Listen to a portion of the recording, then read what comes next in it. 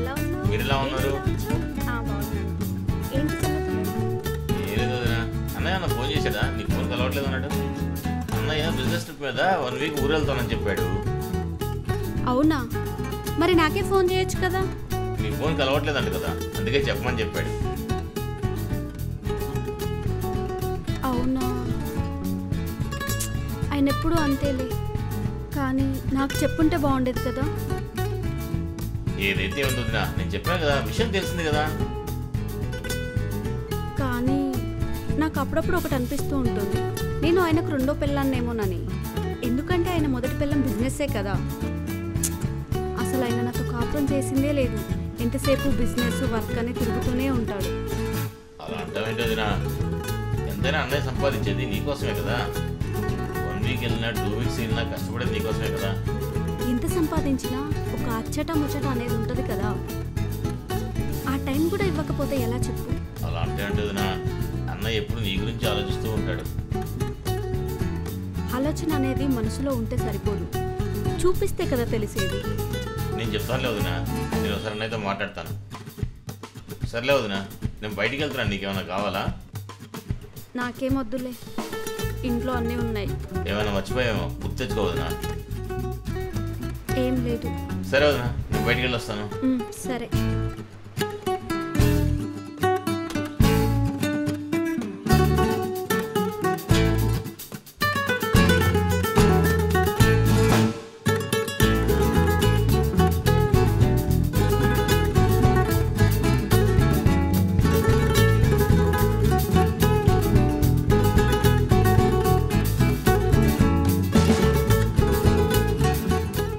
వదినా వదినా వదినా, ఆయన మళ్ళీ ఎందుకు వచ్చాడు? వస్తున్నా నందు, కూర్చో, వస్తున్నాను. అలాగే వదినా.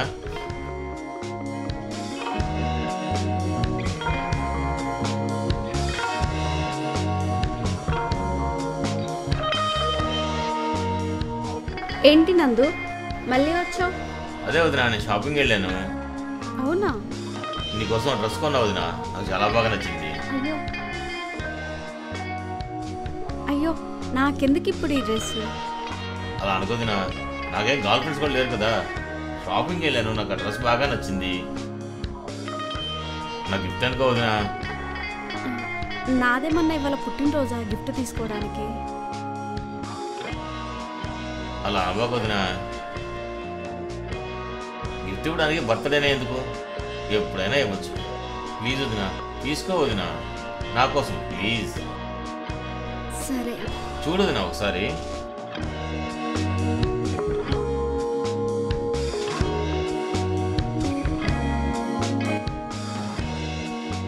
వావ్, చాలా బాగుంది.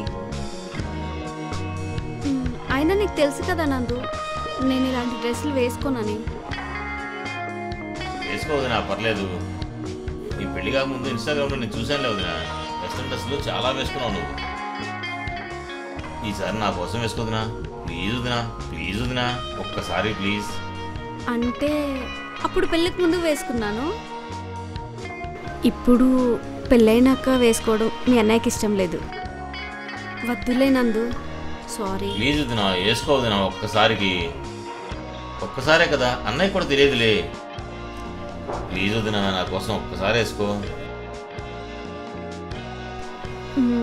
సరే, కానీ ఇదే లాస్ట్ టైం, సరేనా? ఇంకెప్పుడు అడగకూడదు. ఓకే వదినా, థ్యాంక్ యూ.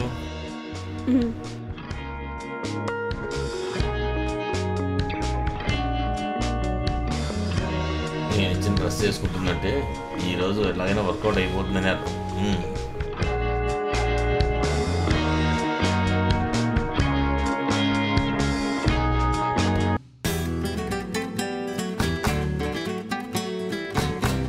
ఎలా ఉంది నందు? వావ్, భలే అందంగా ఉన్నావు వదినా.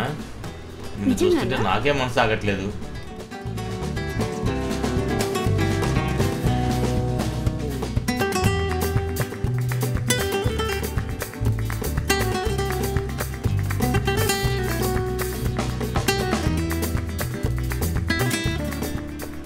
నందు నందు